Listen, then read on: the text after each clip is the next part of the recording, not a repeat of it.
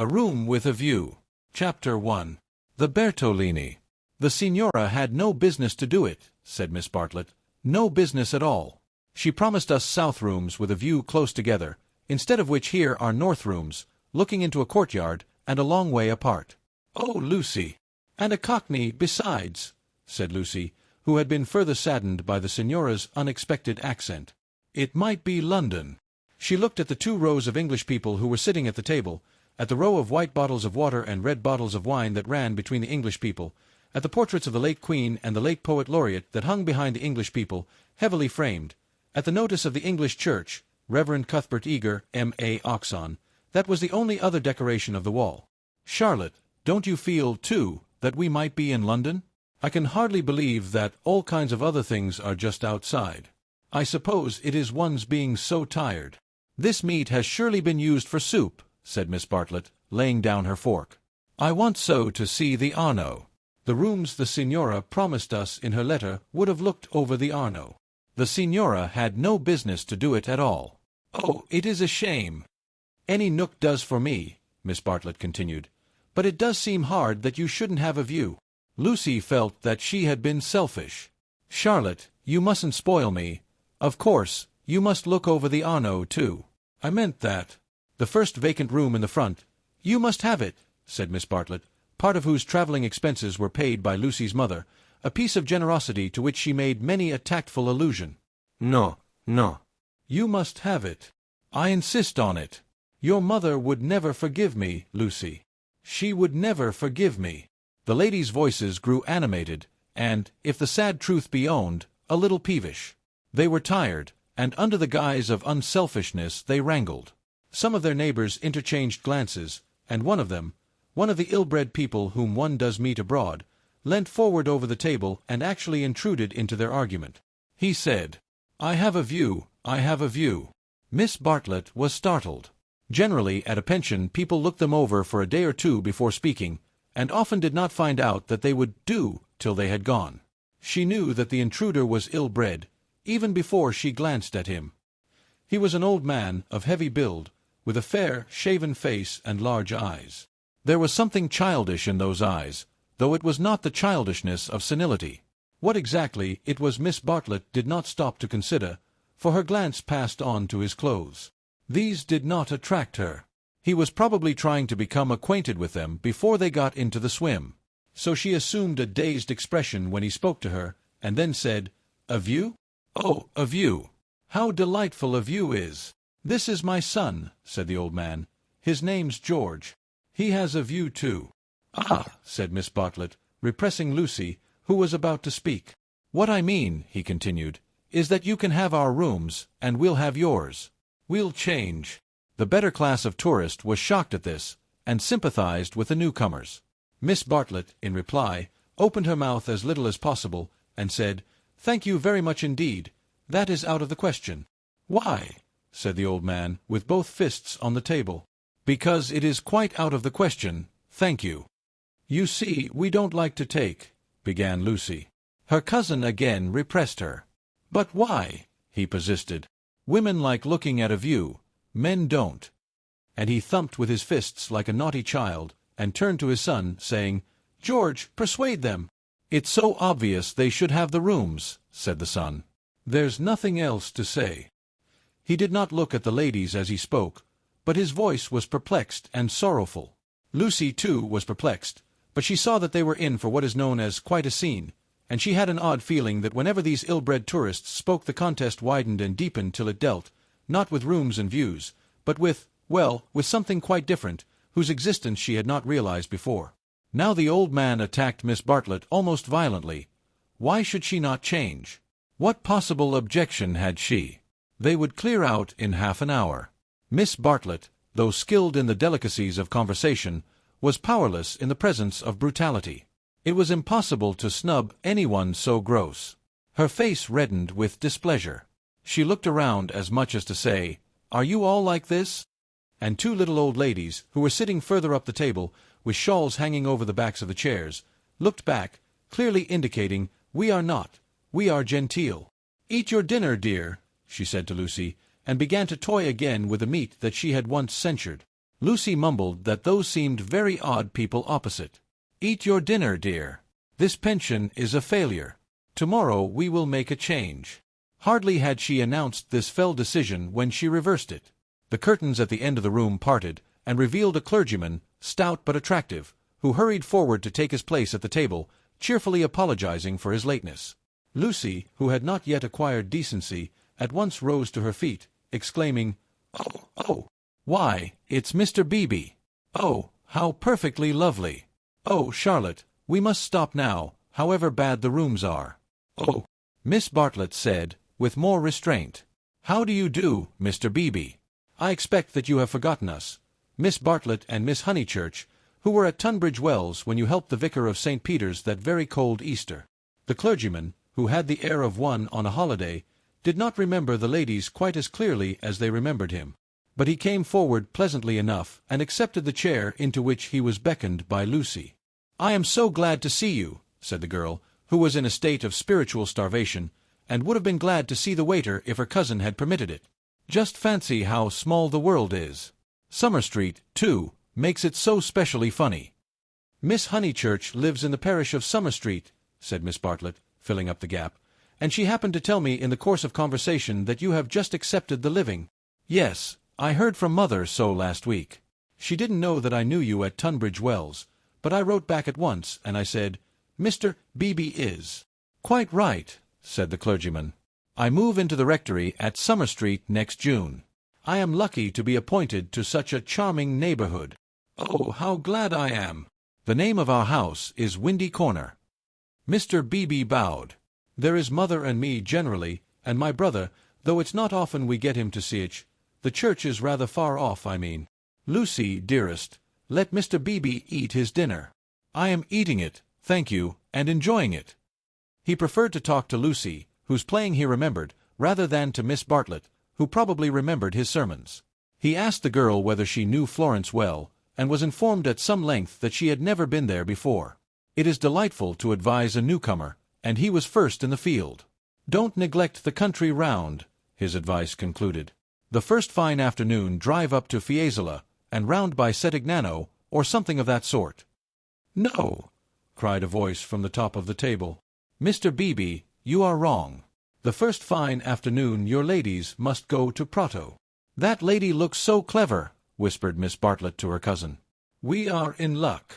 And, indeed, a perfect torrent of information burst on them. People told them what to see, when to see it, how to stop the electric trams, how to get rid of the beggars, how much to give for a vellum blotter, how much the place would grow upon them. The pension Bertolini had decided, almost enthusiastically, that they would do. Whichever way they looked, kind ladies smiled and shouted at them. And above all rose the voice of the clever lady, crying, "Prato! They must go to Prato! That place is too sweetly squalid for words. I love it. I revel in shaking off the trammels of respectability, as you know." The young man named George glanced at the clever lady, and then returned moodily to his plate. Obviously, he and his father did not do. Lucy, in the midst of her success, found time to wish they did. It gave her no extra pleasure that anyone should be left in the cold, and when she rose to go, she turned back and gave the two outsiders a nervous little bow. The father did not see it. The son acknowledged it, not by another bow, but by raising his eyebrows and smiling. He seemed to be smiling across something. She hastened after her cousin, who had already disappeared through the curtains which smote one in the face, and seemed heavy with more than cloth. Beyond them stood the unreliable Signora, bowing good evening to her guests, and supported by Enery, her little boy, and Victorier, her daughter. It made a curious little scene, this attempt of the Cockney to convey the grace and geniality of the South. And even more curious was the drawing-room, which attempted to rival the solid comfort of a Bloomsbury boarding-house. Was this really Italy? Miss Bartlett was already seated on a tightly stuffed armchair, which had the color and the contours of a tomato. She was talking to Mr. Beebe, and as she spoke, her long narrow head drove backwards and forwards, slowly, regularly, as though she were demolishing some invisible obstacle. "We are most grateful to you," she was saying. "The first evening means so much. When you arrived, we were in for a peculiarly mauvaise quart d'heure." He expressed his regret. "Do you, by any chance, know the name of an old man who sat opposite us at dinner?" Emerson. Is he a friend of yours? We are friendly, as one is in pensions. Then I will say no more. He pressed her very slightly, and she said more. I am, as it were, she concluded, the chaperone of my young cousin, Lucy, and it would be a serious thing if I put her under an obligation to people of whom we know nothing. His manner was somewhat unfortunate. I hope I acted for the best. You acted very naturally, said he. He seemed thoughtful, and after a few moments added, all the same, I don't think much harm would have come of accepting. No harm, of course. But we could not be under an obligation.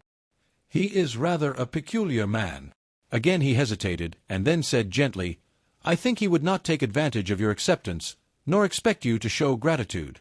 He has the merit, if it is one, of saying exactly what he means. He has rooms he does not value, and he thinks you would value them. He no more thought of putting you under an obligation than he thought of being polite. It is so difficult, at least, I find it difficult, to understand people who speak the truth.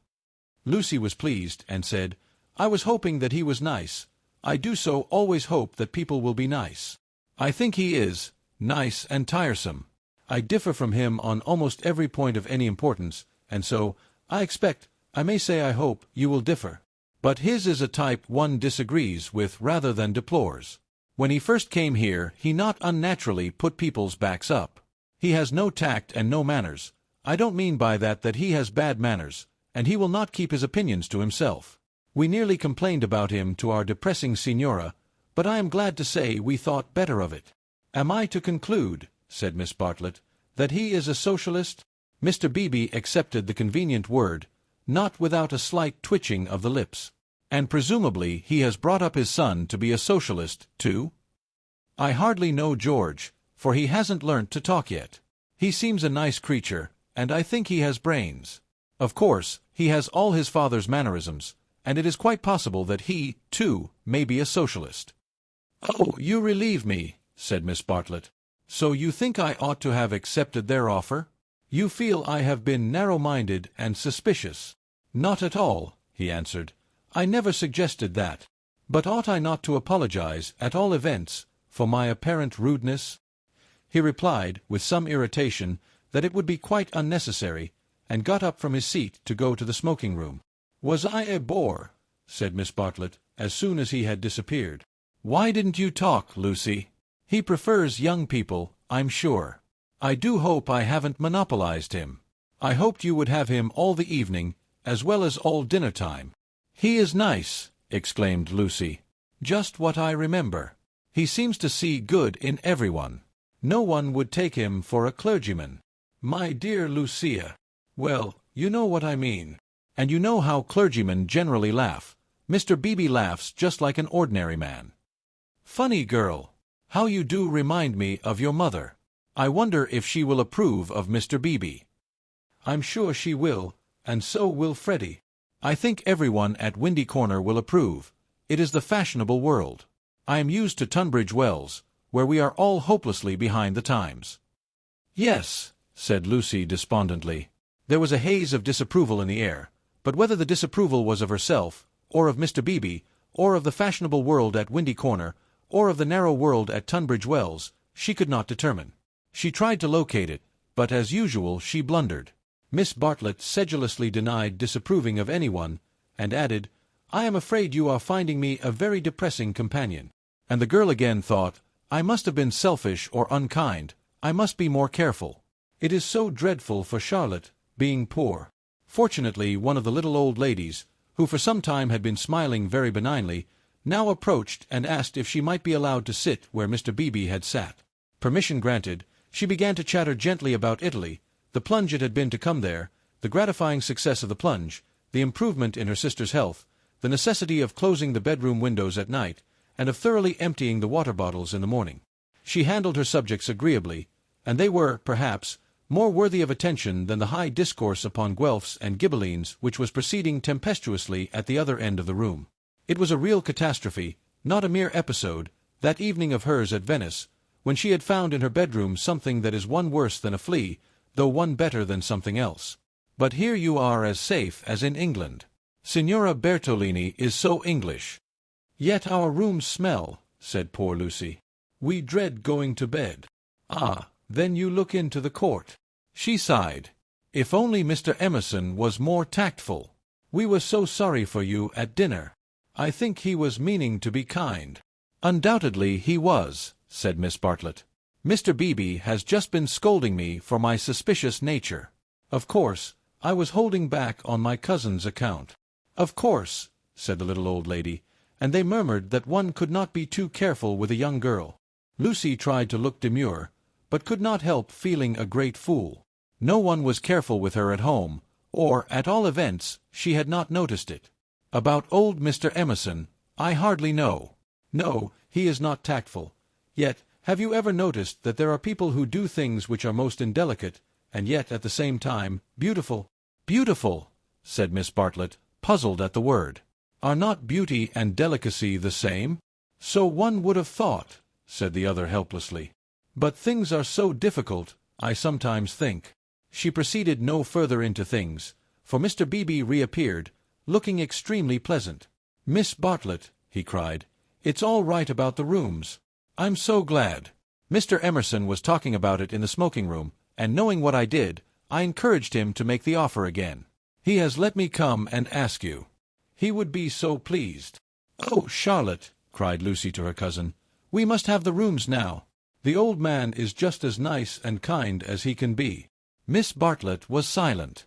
"I fear," said Mr. Beebe after a pause, "that I have been officious. I must apologize for my interference." Gravely displeased, he turned to go. Not till then did Miss Bartlett reply, "My own wishes, dearest Lucy, are unimportant in comparison with yours. It would be hard indeed if I stopped you doing as you liked at Florence, when I am only here through your kindness. If you wish me to turn these gentlemen out of their rooms, I will do it. Would you then, Mr. Beebe, kindly tell Mr. Emerson that I accept his kind offer, and then conduct him to me, in order that I may thank him personally?" She raised her voice as she spoke. It was heard all over the drawing-room, and silenced the Guelphs and the Ghibellines. The clergyman, inwardly cursing the female sex, bowed, and departed with her message. "Remember, Lucy, I alone am implicated in this.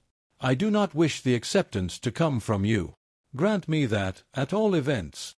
Mr. Beebe was back, saying rather nervously, "Mr. Emerson is engaged, but here is his son instead." The young man gazed down on the three ladies, who felt seated on the floor, so low were their chairs. "My father," he said, "is in his bath, so you cannot thank him personally. But any message given by you to me will be given by me to him as soon as he comes out." Miss Bartlett was unequal to the bath. All her barbed civilities came forth wrong end first. Young Mr. Emerson scored a notable triumph to the delight of Mr. Beebe and to the secret delight of Lucy. "Poor young man," said Miss Bartlett, as soon as he had gone. "How angry he is with his father about the rooms. It is all he can do to keep polite." "In half an hour or so your rooms will be ready," said Mr. Beebe. Then, looking rather thoughtfully at the two cousins, he retired to his own rooms to write up his philosophic diary. "Oh, dear!" breathed the little old lady, and shuddered as if all the winds of heaven had entered the apartment. "Gentlemen sometimes do not realize—" her voice faded away, but Miss Bartlett seemed to understand, and a conversation developed, in which gentlemen who did not thoroughly realize played a principal part. Lucy, not realizing either, was reduced to literature. Taking up Baedeker's Handbook to Northern Italy, she committed to memory the most important dates of Florentine history, for she was determined to enjoy herself on the morrow. Thus the half-hour crept profitably away, and at last Miss Bartlett rose with a sigh, and said, "I think one might venture now." "No, Lucy, do not stir. I will superintend the move." "How you do everything," said Lucy. "Naturally, dear. It is my affair. But I would like to help you." "No, dear." Charlotte's energy, and her unselfishness. She had been thus all her life, but really, on this Italian tour, she was surpassing herself. So Lucy felt, or strove to feel. And yet, there was a rebellious spirit in her which wondered whether the acceptance might not have been less delicate and more beautiful. At all events, she entered her own room without any feeling of joy. "I want to explain," said Miss Bartlett, "why it is that I have taken the largest room. Naturally, of course, I should have given it to you, but I happen to know that it belongs to the young man, and I was sure your mother would not like it." Lucy was bewildered. "If you are to accept a favor, it is more suitable you should be under an obligation to his father than to him. I am a woman of the world, in my small way, and I know where things lead to. However, Mr. Beebe is a guarantee of a sort that they will not presume on this." "Mother wouldn't mind, I'm sure," said Lucy, but again had the sense of larger and unsuspected issues. Miss Bartlett only sighed, and enveloped her in a protecting embrace as she wished her good night. It gave Lucy the sensation of a fog, and when she reached her own room she opened the window and breathed the clean night air, thinking of the kind old man who had enabled her to see the lights dancing in the Arno and the cypresses of San Miniato and the foothills of the Apennines, black against the rising moon. Miss Bartlett, in her room, fastened the window shutters and locked the door, and then made a tour of the apartment to see where the cupboards led, and whether there were any oubliettes or secret entrances. It was then that she saw, pinned up over the washstand, a sheet of paper on which was scrawled an enormous note of interrogation. Nothing more. "What does it mean?" she thought, and she examined it carefully by the light of a candle. Meaningless at first, it gradually became menacing, obnoxious, portentous with evil. She was seized with an impulse to destroy it, but fortunately remembered that she had no right to do so, since it must be the property of young Mr. Emerson. So she unpinned it carefully, and put it between two pieces of blotting paper to keep it clean for him. Then she completed her inspection of the room, sighed heavily according to her habit, and went to bed. Chapter 2. In Santa Croce with no Baedeker. It was pleasant to wake up in Florence, to open the eyes upon a bright bare room, with a floor of red tiles which look clean though they are not, with a painted ceiling whereon pink griffins and blue amorini sport in a forest of yellow violins and bassoons. It was pleasant, too, to fling wide the windows, pinching the fingers in unfamiliar fastenings, to lean out into sunshine with beautiful hills and trees and marble churches opposite, and close below, the Arno, gurgling against the embankment of the road. Over the river men were at work with spades and sieves on the sandy foreshore, and on the river was a boat, also diligently employed for some mysterious end. An electric tram came rushing underneath the window. No one was inside it, except one tourist, but its platforms were overflowing with Italians, who preferred to stand. Children tried to hang on behind, and the conductor, with no malice, spat in their faces to make them let go. Then soldiers appeared, good-looking, undersized men, wearing each a knapsack covered with mangy fur, and a greatcoat which had been cut for some larger soldier. Beside them walked officers, looking foolish and fierce, and before them went little boys, turning somersaults in time with the band. The tramcar became entangled in their ranks, and moved on painfully, like a caterpillar in a swarm of ants. One of the little boys fell down, and some white bullocks came out of an archway. Indeed, if it had not been for the good advice of an old man who was selling button-hooks, the road might never have got clear. Over such trivialities as these many a valuable hour may slip away, and the traveller who has gone to Italy to study the tactile values of Giotto, or the corruption of the papacy, may return remembering nothing but the blue sky and the men and women who live under it. So it was as well that Miss Bartlett should tap and come in, and having commented on Lucy's leaving the door unlocked, and on her leaning out of the window before she was fully dressed, should urge her to hasten herself, or the best of the day would be gone. By the time Lucy was ready, her cousin had done her breakfast, and was listening to the clever lady among the crumbs. A conversation then ensued, on not unfamiliar lines. Miss Bartlett was, after all, a wee bit tired, and thought they had better spend the morning settling in, unless Lucy would at all like to go out? Lucy would rather like to go out, as it was her first day in Florence, but, of course, she could go alone. Miss Bartlett could not allow this. Of course she would accompany Lucy everywhere. Oh, certainly not. Lucy would stop with her cousin. Oh no, that would never do. Oh yes. At this point the clever lady broke in. If it is Mrs. Grundy who is troubling you, I do assure you that you can neglect the good person. Being English, Miss Honeychurch will be perfectly safe. Italians understand. A dear friend of mine, Contessa Baroncelli, has 2 daughters, and when she cannot send a maid to school with them, she lets them go in sailor hats instead. Every one takes them for English, you see, especially if their hair is strained tightly behind. Miss Bartlett was unconvinced by the safety of Contessa Baroncelli's daughters. She was determined to take Lucy herself, her head not being so very bad. The clever lady then said that she was going to spend a long morning in Santa Croce, and if Lucy would come too, she would be delighted. I will take you by a dear dirty back way, Miss Honeychurch, and if you bring me luck, we shall have an adventure." Lucy said that this was most kind, and at once opened the Baedeker to see where Santa Croce was. "Toot, toot. Miss Lucy, I hope we shall soon emancipate you from Baedeker. He does but touch the surface of things. As to the true Italy, he does not even dream of it. The true Italy is only to be found by patient observation." This sounded very interesting, and Lucy hurried over her breakfast, and started with her new friend in high spirits.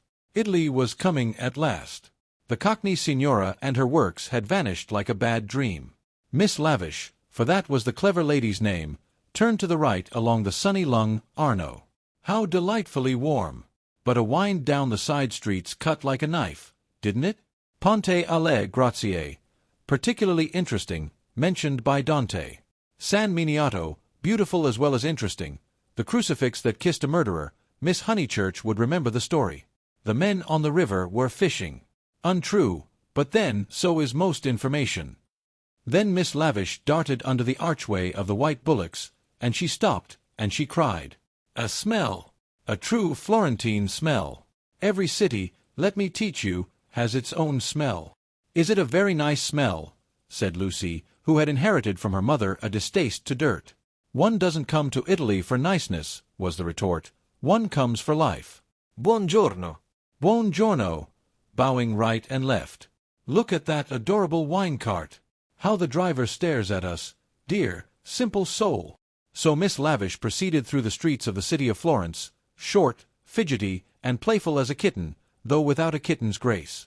It was a treat for the girl to be with anyone so clever and so cheerful, and a blue military cloak, such as an Italian officer wears, only increased the sense of festivity. "Buongiorno." Take the word of an old woman, Miss Lucy, you will never repent of a little civility to your inferiors. That is the true democracy. Though I am a real radical as well. There, now you're shocked. "Indeed I'm not," exclaimed Lucy. "We are radicals, too, out and out. My father always voted for Mr. Gladstone, until he was so dreadful about Ireland." I see. And now you have gone over to the enemy." "Oh, please. If my father was alive, I am sure he would vote radical again now that Ireland is all right. And as it is, the glass over our front door was broken last election, and Freddie is sure it was the Tories. But mother says nonsense, a tramp." "Shameful. A manufacturing district, I suppose." "No, in the Surrey Hills. About 5 miles from Dorking, looking over the Weald." Miss Lavish seemed interested, and slackened her trot. "What a delightful part. I know it so well. It is full of the very nicest people. Do you know Sir Harry Otway, a radical if ever there was?" "Very well indeed." "And old Mrs. Butterworth, the philanthropist?" "Why, she rents a field of us." "How funny." Miss Lavish looked at the narrow ribbon of sky, and murmured, "Oh, you have property in Surrey?" "Hardly any," said Lucy, fearful of being thought a snob. "Only 30 acres, just the garden, all downhill, and some fields." Miss Lavish was not disgusted, and said it was just the size of her aunt's Suffolk estate.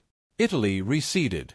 They tried to remember the last name of Lady Louisa someone, who had taken a house near Summer Street the other year, but she had not liked it, which was odd of her. And just as Miss Lavish had got the name, she broke off and exclaimed, Bless us and save us! We've lost the way." Certainly they had seemed a long time in reaching Santa Croce, the tower of which had been plainly visible from the landing window. But Miss Lavish had said so much about knowing her Florence by heart, that Lucy had followed her with no misgivings. Lost. My dear Miss Lucy, during our political diatribes we have taken a wrong turning. How those horrid conservatives would jeer at us! What are we to do? 2 lone females in an unknown town. Now, this is what I call an adventure. Lucy, who wanted to see Santa Croce, suggested, as a possible solution, that they should ask the way there. "Oh, but that is the word of a craven. And no, you are not to look at your Baedeker. Give it to me. I shan't let you carry it. We will simply drift." Accordingly, they drifted through a series of those grey-brown streets, neither commodious nor picturesque, in which the eastern quarter of the city abounds. Lucy soon lost interest in the discontent of Lady Louisa, and became discontented herself. For one ravishing moment Italy appeared. She stood in the square of the Annunziata and saw in the living terracotta those divine babies whom no cheap reproduction can ever stale. There they stood, with their shining limbs bursting from the garments of charity, and their strong white arms extended against circlets of heaven.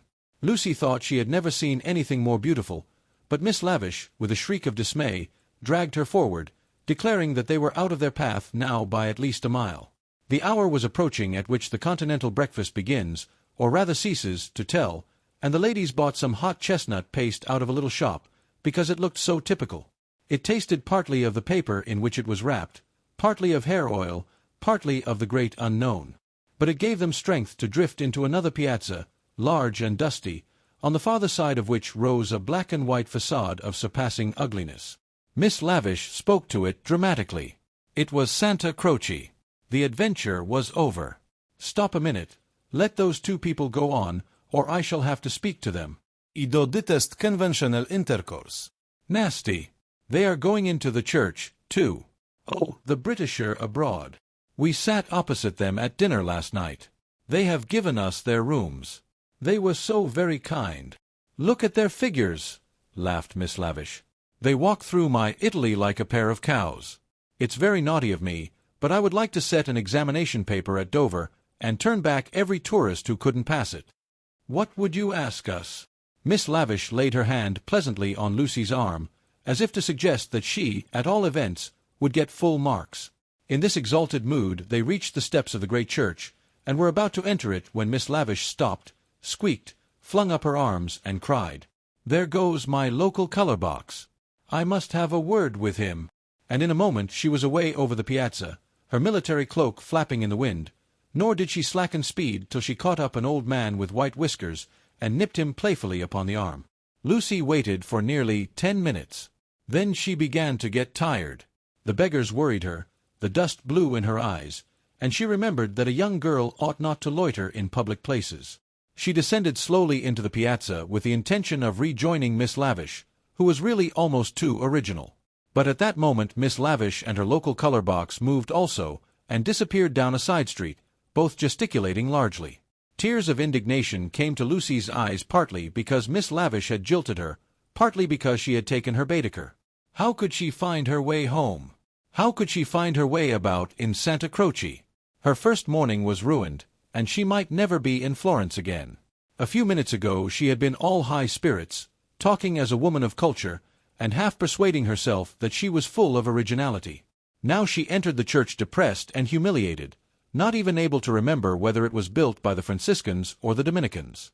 Of course, it must be a wonderful building. But how like a barn! And how very cold! Of course, it contained frescoes by Giotto, in the presence of whose tactile values she was capable of feeling what was proper. But who was to tell her which they were?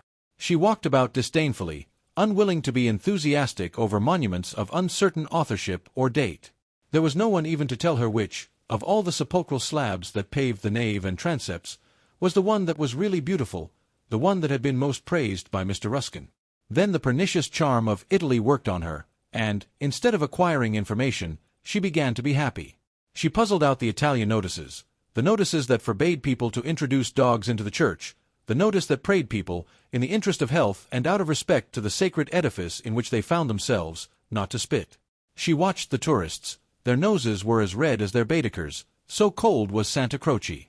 She beheld the horrible fate that overtook 3 papists, 2 he-babies and a she-baby, who began their career by sousing each other with the holy water, and then proceeded to the Machiavelli Memorial, dripping but hallowed.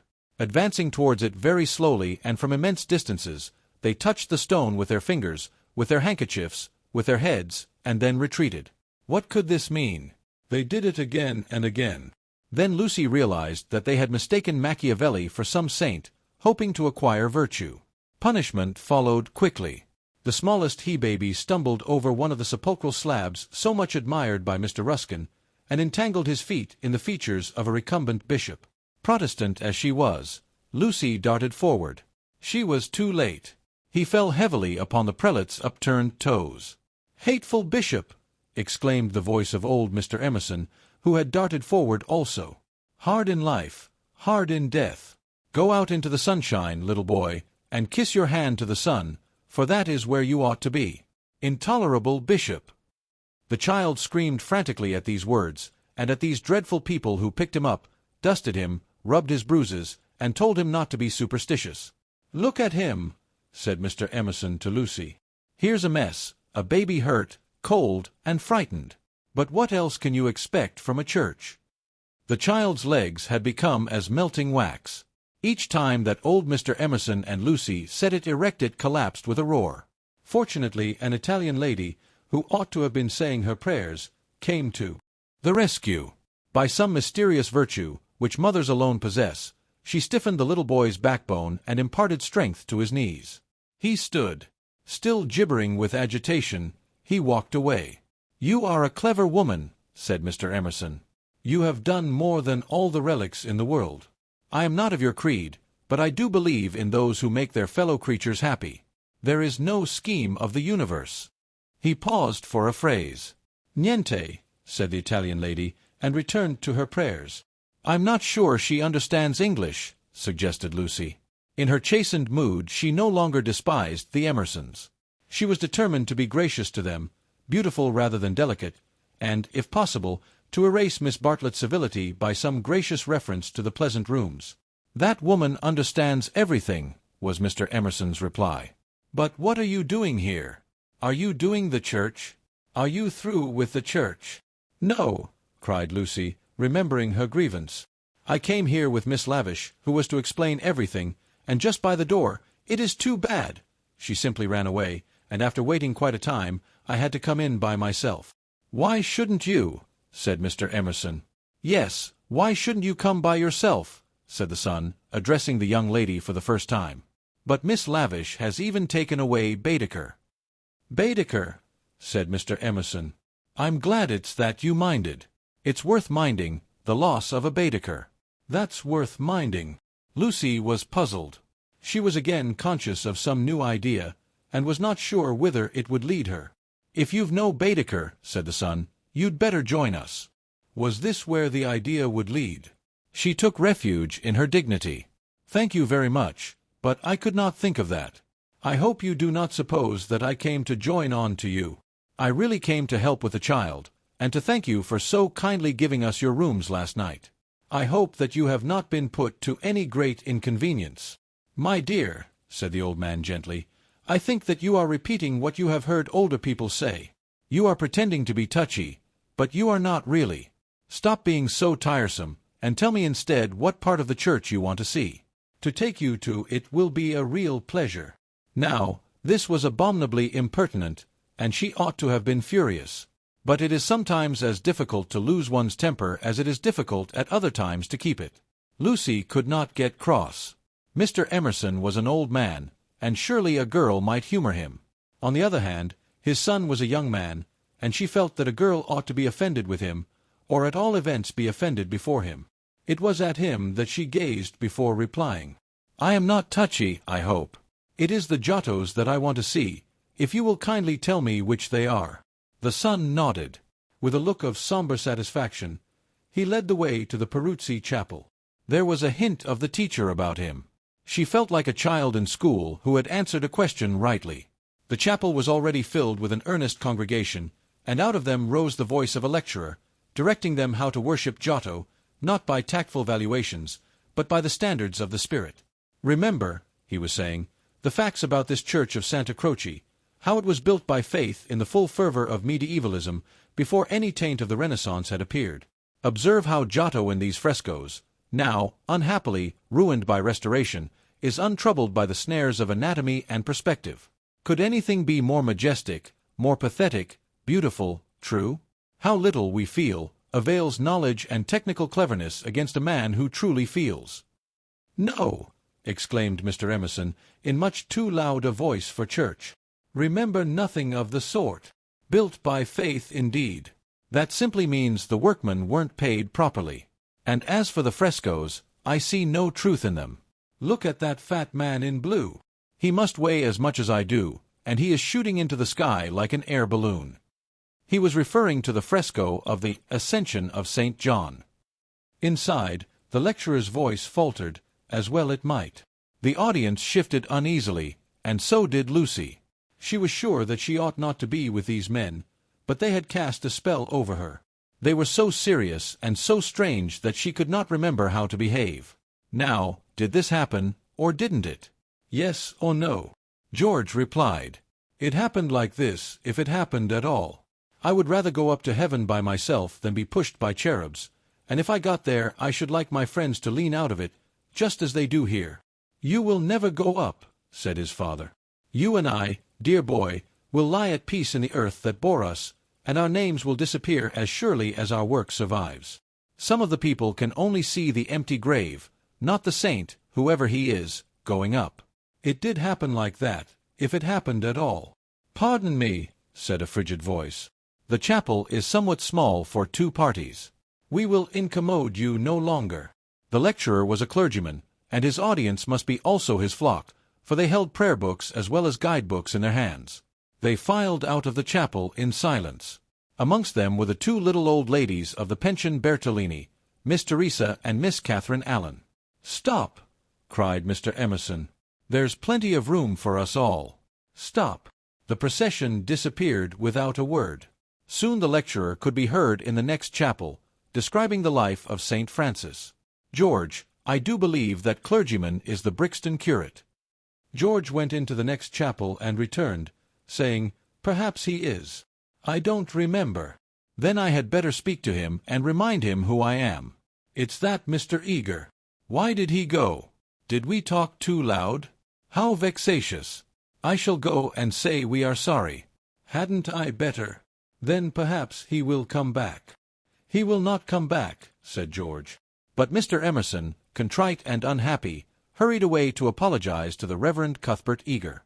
Lucy, apparently absorbed in a lunette, could hear the lecture again interrupted, the anxious, aggressive voice of the old man, the curt, injured replies of his opponent.